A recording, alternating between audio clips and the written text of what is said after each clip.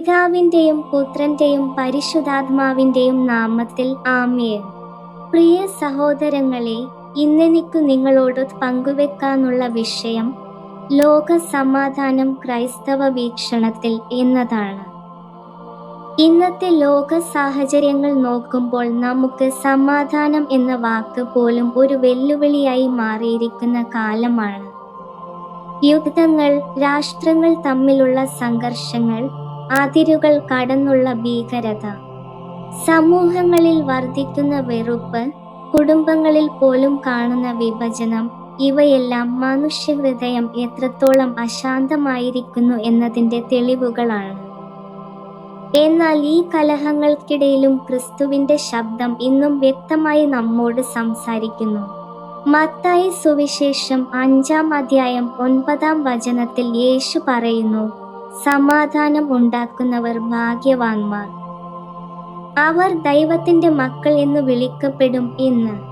യോഹന്നാൻ സുവിശേഷം 14-ാം അധ്യായം 27-ാം വചനത്തിൽ യേശു വീണ്ടും പറയുന്നു, എൻ്റെ സമാധാനം ഞാൻ നിങ്ങൾക്ക് കൊടുക്കുന്നു. ലോകം കൊടുക്കുന്നത് പോലെ അല്ല ഞാൻ കൊടുക്കുന്നത് എന്ന്. ഫിലിപ്പിയർ ലേഖനം 4-ാം അധ്യായം 7-ാം വചനത്തിൽ അപ്പസ്തോലൻ പൗലോസ് പറയുന്നു, എല്ലാ ബുദ്ധിക്കും അതീതമായ ദൈവസമാധാനം നിങ്ങളുടെ ഹൃദയങ്ങളെയും മനസ്സുകളെയും ക്രിസ്തുവിൽ കാക്കും എന്ന്. ഈ വചനങ്ങൾ നമ്മെ വളരെ ആഴത്തിൽ പതിപ്പിക്കുന്നത് യഥാർത്ഥ സമാധാനം എന്നത് ആയുധങ്ങളുടെ അഭാവമല്ല, യുദ്ധം നിർത്തിയിരിക്കുന്ന ഒരു പുറംസ്ഥിതി മാത്രവുമല്ല, മറിച്ച് ഹൃദയത്തിനുള്ളിലെ ശാന്തതയും ദൈവസാന്നിധ്യത്തിൽ നിന്നു വരുന്ന ആത്മവിശ്വാസവുമാണ്. കാരണം ഒരാൾക്ക് പുറമേ യുദ്ധമില്ലെങ്കിലും ഉള്ളിൽ കലഹമുണ്ടെങ്കിൽ അവൻ സമാധാനത്തിൽ ജീവിക്കുന്നില്ല. ഭയം, അസൂയ, കോപം, വിരോധം ഇവയൊക്കെയാണ് ഹൃദയത്തെ യഥാർത്ഥത്തിൽ യുദ്ധഭൂമിയാക്കുന്നത്. ഇന്നത്തെ ലോകം പലപ്പോഴും കരുതുന്നത് ശക്തിയിലൂടെ സമാധാനം നിലനിർത്താം എന്നാണ്. ആയുധങ്ങൾ വർദ്ധിപ്പിച്ചാൽ സുരക്ഷ ഉറപ്പാകും, രാഷ്ട്രീയ കരാറുകൾ ഉണ്ടാക്കിയാൽ സംഘർഷങ്ങൾ അവസാനിക്കും എന്നൊരു ധാരണയാണ് ലോകം പിന്തുടരുന്നത്. പക്ഷേ ചരിത്രം നമ്മെ വീണ്ടും വീണ്ടും പതിപ്പിക്കുന്നത് ശക്തി താൽക്കാലിക നിശബ്ദത മാത്രമേ ഉണ്ടാക്കൂ, സ്ഥിരമായ സമാധാനം ഉണ്ടാക്കാൻ കഴിയില്ല എന്നതാണ്. ശക്തി ഭയം സൃഷ്ടിക്കും, ഭയം വീണ്ടും കലഹത്തിലേക്ക് നയിക്കും. ക്രിസ്തു നമ്മെ പതിപ്പിക്കുന്നത് അതിൻ്റെ വിപരീതമാണ്. സ്നേഹത്തിലൂടെയും ക്ഷമയിലൂടെയും മാത്രമേ യഥാർത്ഥവും സ്ഥിരവുമായ സമാധാനം ഉണ്ടാകൂ. കാരണം സ്നേഹം ഹൃദയത്തെ മാറ്റുന്നു, ക്ഷമ ബന്ധങ്ങളെ പുതുക്കുന്നു. ഒരാൾ സ്നേഹത്തോടെ പ്രതികരിക്കുമ്പോൾ വൈരാഗ്യം അപ്രത്യക്ഷമാകും.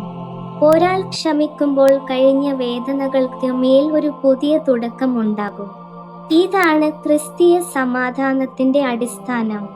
നമ്മുടെ വ്യക്തിജീവിതത്തിൽ സമാധാനമില്ലെങ്കിൽ അത് സ്വാഭാവികമായി കുടുംബത്തെയും സമൂഹത്തെയും ബാധിക്കും. അസ്വസ്ഥമായ ഒരു ഹൃദയം അസ്വസ്ഥമായ വാക്കുകൾ സംസാരിക്കും, അസ്വസ്ഥമായ വാക്കുകൾ ബന്ധങ്ങളെ തകർക്കും. അതിനാൽ സമാധാനം ആദ്യം ഉള്ളിൽ ആരംഭിക്കണം. പുറത്തു മാറ്റം ആഗ്രഹിക്കുന്നവർ ആദ്യം ഉള്ളിൽ ക്രിസ്തുവിൻ്റെ ശാന്തത സ്വീകരിക്കണം. അതുകൊണ്ട് ഓരോ ക്രിസ്ത്യാനിയും തൻ്റെ ഹൃദയത്തിൽ ആദ്യം സമാധാനം സ്ഥാപിക്കേണ്ടതാണ് എന്ന് പറയുമ്പോൾ അതൊരു ആത്മീയ ഉത്തരവാദിത്വമാണ്. പ്രാർത്ഥനയിലൂടെ ദൈവസാന്നിധ്യം സ്വീകരിക്കുമ്പോൾ ഹൃദയം ശാന്തമാകും. ക്ഷമയിലൂടെ പഴയ ഭാരങ്ങൾ വിട്ടുനൽകുമ്പോൾ മനസ്സ് ലഘുവാകും. സ്നേഹത്തിലൂടെ മറ്റുള്ളവരെ സ്വീകരിക്കുമ്പോൾ ആത്മാവ് സ്വതന്ത്രമാകും.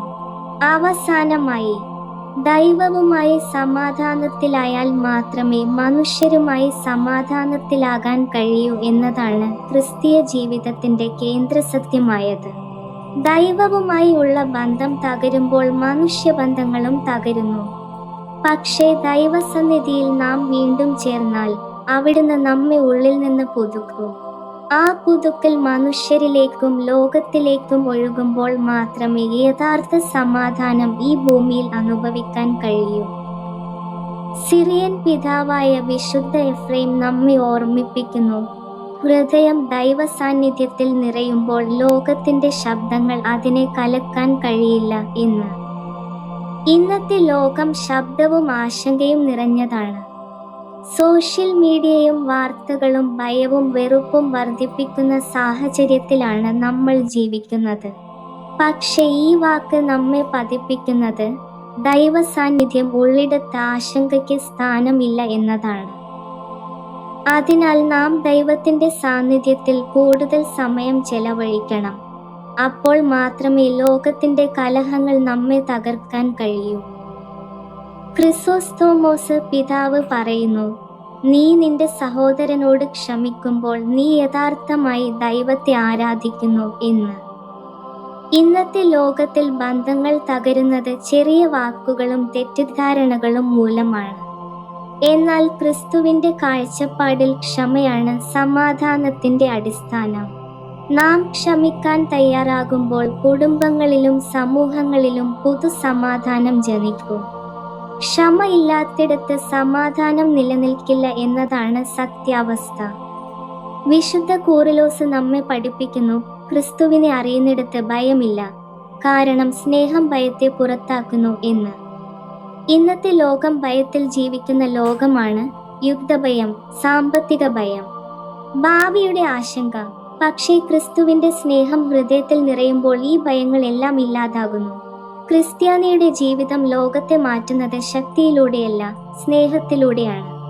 അതുകൊണ്ട് പ്രിയ സഹോദരങ്ങളെ, ലോക സമാധാനം ഒരു രാഷ്ട്രീയ മുദ്രാവാക്യമല്ല, അത് ക്രൈസ്തവ ജീവിതത്തിന്റെ ആത്മാവാണ് എന്ന് നാം വീണ്ടും വീണ്ടും മനസ്സിലാക്കേണ്ടതാണ്. കാരണം സമാധാനം എന്നത് പുറത്തുണ്ടാകുന്ന ഒരു പ്രഖ്യാപനമല്ല, അത് ഉള്ളിൽ രൂപപ്പെടുന്ന ഒരു പരിവർത്തനമാണ്. മനുഷ്യന്റെ ഹൃദയം മാറാതെ ലോകം മാറില്ല. വ്യക്തിയുടെ ഉള്ളിൽ ക്രിസ്തുവിന്റെ സ്നേഹം ജനിക്കാതെ സമൂഹത്തിൽ സ്ഥിരമായ സമാധാനം പിറക്കുകയുമില്ല. നാം ഓരോരുത്തരും സമാധാനം പ്രാർത്ഥിക്കണം എന്ന് പറയുമ്പോൾ അത് വെറും വാക്കുകളല്ല. പ്രാർത്ഥന എന്നത് ദൈവത്തോടുള്ള ബന്ധമാണ്. ആ ബന്ധം ശക്തമാകുമ്പോൾ നമ്മുടെ ചിന്തകളും വാക്കുകളും പ്രവൃത്തികളും ശാന്തമാകും. പ്രാർത്ഥനയില്ലാത്ത ഹൃദയം എളുപ്പത്തിൽ കോപത്തിനും വെറുപ്പിനും കീഴടങ്ങും. പക്ഷേ പ്രാർത്ഥനയിൽ ജീവിക്കുന്ന ഒരാൾക്ക് പ്രതികാരത്തിന്റെ മനോഭാവം കുറയും, ക്ഷമയുടെ ആത്മാവ് വർദ്ധിക്കും. നാം സമാധാനം ജീവിക്കണം എന്ന് പറയുന്നത് അതിലും ആഴമുള്ള ഒരു വിളിയാണ്. വീട്ടിൽ, ജോലിസ്ഥലത്ത്, സമൂഹത്തിൽ, എവിടെയായാലും നാം കൊണ്ടുപോകുന്നത് ക്രിസ്തുവിന്റെ സ്വഭാവമായിരിക്കണം. ചെറിയ വാക്കുകളിൽ പോലും കരുണ കാണിക്കുക, അഭിപ്രായ വ്യത്യാസങ്ങളിൽ പോലും സ്നേഹം നിലനിർത്തുക, തെറ്റുകൾ കണ്ടാൽ പോലും മനുഷ്യത്വം നഷ്ടപ്പെടുത്താതിരിക്കുക. ഇവയാണ് സമാധാനം ജീവിക്കുന്നത് എന്നതിൻ്റെ യഥാർത്ഥ അർത്ഥം. നാം സമാധാനം പകരണം എന്ന് പറയുമ്പോൾ അത് മറ്റുള്ളവരിലേക്ക് ഒഴുകുന്ന ഒരു ജീവിതശൈലിയാണ്. സമാധാനം ഉള്ളിൽ സൂക്ഷിച്ച് മാത്രം നിൽക്കുന്നതല്ല, അത് മറ്റുള്ളവരെ സ്പർശിക്കണം. നമ്മുടെ വാക്കുകൾ ആശ്വാസമാകണം, നമ്മുടെ സാന്നിധ്യം സമാധാനം നൽകണം, നമ്മുടെ തീരുമാനങ്ങൾ പോലും മറ്റുള്ളവരെ ഉയർത്തുന്നവയായിരിക്കണം. ഒരാൾ ക്രിസ്തുവിനെ വഹിക്കുന്നുവെങ്കിൽ അവൻ കടന്നുപോകുന്നിടത്ത് പോലും ഒരു പ്രകാശം ഉണ്ടാകണം. ഇങ്ങനെ നാം പ്രാർത്ഥിക്കുകയും ജീവിക്കുകയും പകരുകയും ചെയ്യുമ്പോൾ മാത്രമേ ഈ കലഹഭരിതമായ ലോകത്തിൽ ക്രിസ്തുവിന്റെ പ്രകാശം തെളിയാൻ കഴിയൂ. കാരണം ഈ ലോകം ഇരുട്ടിലാണ് അല്ല പ്രശ്നം, പ്രകാശം കുറവാണ് പ്രശ്നം. ക്രിസ്തുവിന്റെ പ്രകാശം നമ്മിലൂടെ തെളിയുമ്പോൾ വിദ്വേഷത്തിന്റെ ഇരുട്ട് പിന്മാറും, ആശങ്കയുടെ മേഘങ്ങൾ ഒഴിയും, സമാധാനത്തിന്റെ പുതിയ പ്രഭാതം ഉദിക്കും. ഇത്രയും പറഞ്ഞുകൊണ്ട് ഞാൻ എൻ്റെ പ്രസംഗത്തിൽ നിന്ന് വിരമിക്കുന്നു. ദൈവത്തിരുനാമം വാഴ്ത്തപ്പെടുമാറാകട്ടെ. ആമേൻ. ജയ് ക്രൈസ്റ്റ്.